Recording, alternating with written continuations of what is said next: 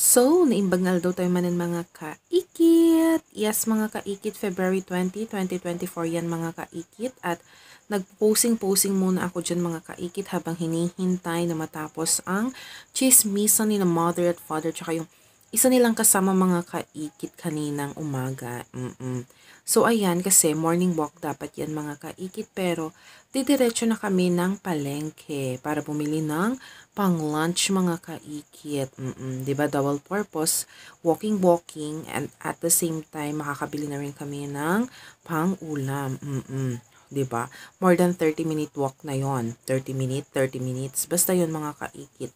And then yan yung kadalasang dinadaanan namin papuntang palengke mga kaikit. Dati kasi yung isang barangay road, ngayon may isang lane na mga kaikit. And of course, fiesta ngayon sa amin mga kaikit. So maraming mga ukay at kung anik-anik pa. Pero konti pa lang yung mga nakabukas dyan mga kaikit. So ayan, nagsubli kami dyan mga kaikit papunta sa likuran ng palengke. Kasi yun talaga na yung purpose na.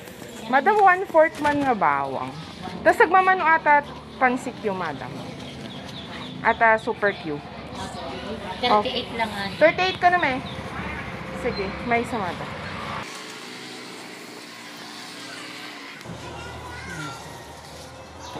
Tapos may isang ako. Super Q. Awanan na namin.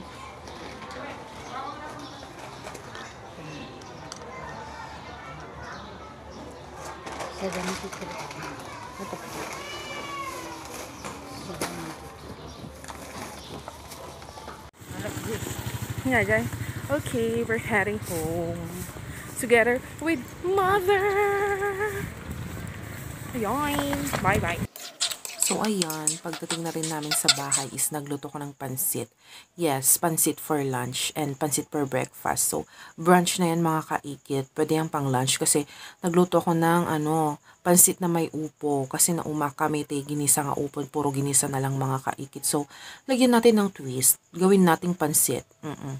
So ayan mga kaikit. Nagdagdag lang ako dyan ng patis ng konti kasi kulang sa alat mga kaikit. And if you want to see the other, English mga kaikit. Pero kung gusto nyo makita yung ibang, yung kanyan, pagluluto ko ng pansit with upo mga kaikit is meron akong isang video nyan mga kaikit. So ayan, naluto na at niraman-ramanan ko lang. And yan yung pansit mga kaikit. O diba feeling, anyways, pinaghalo ko yung pansit at saka inapoy. Sinong gumagawa dyan mga kaikit? Masarap naman siya. Oo, syempre ako nagluto mga kaikit. Yun lang. May share ko lang kanya yung